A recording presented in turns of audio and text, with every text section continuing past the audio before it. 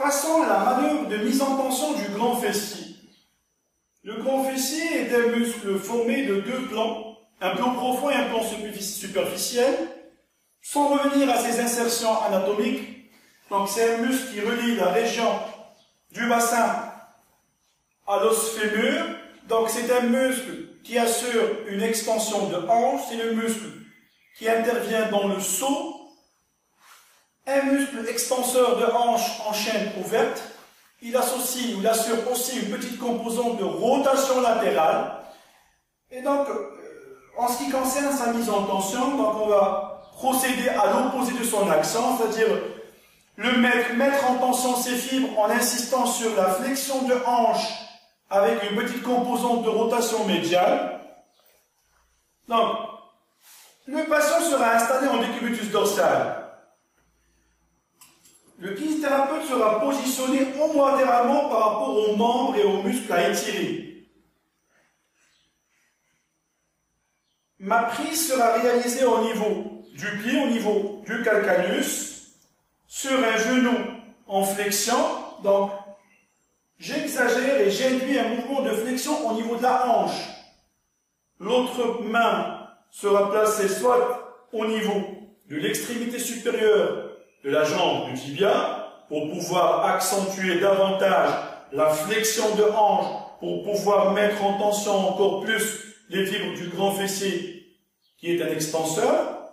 Sinon, tout dépend bien sûr de la corpulence de votre patient. Il y a moyen d'utiliser l'avant-bras pour pouvoir induire une force assez importante.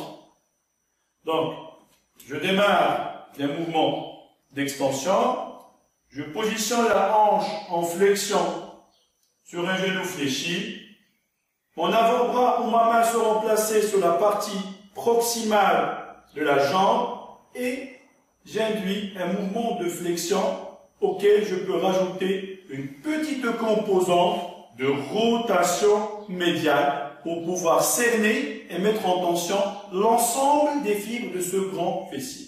Et bien sûr, avant de démarrer la manœuvre, on va expliquer au patient le geste à faire. On va lui demander de synchroniser en faisant de la respiration, en inspirant, en prenant de l'air, et puis en commençant à expirer, en faisant une expiration filée, en pinçant les lèvres, pour pouvoir mener à bien cette manœuvre de mise en tension. Il ne faut pas brusquer, il ne faut pas forcer, il ne faut pas aller dans les amplitudes extrêmes. Bien sûr, il faut adapter la technique en fonction du patient ou en fonction de l'individu que vous avez entre vos mains.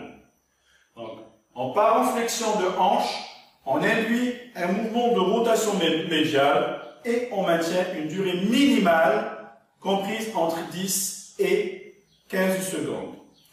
Juste pour vous rappeler que ce grand fessier est un muscle qui fait partie des muscles de la chaîne postérieure, qui comprend les paravertébraux, le grand fessier, les ischio-jambiers, le triceps sural. Donc, c'est un muscle qui ne sera pas étiré d'une façon isolée. Donc, c'est un muscle qui sera étiré avec l'ensemble de ces muscles que je viens de citer.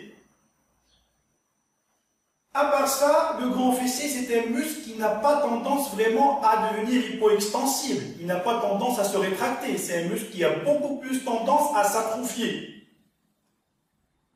Donc, sa mise en tension peut se faire d'une façon isolée, c'est ce qu'on vient de décrire, en insistant sur flexion du genou, flexion de hanche et en induisant la petite composante de rotation médiale pour pouvoir insister sur l'ensemble des fibres.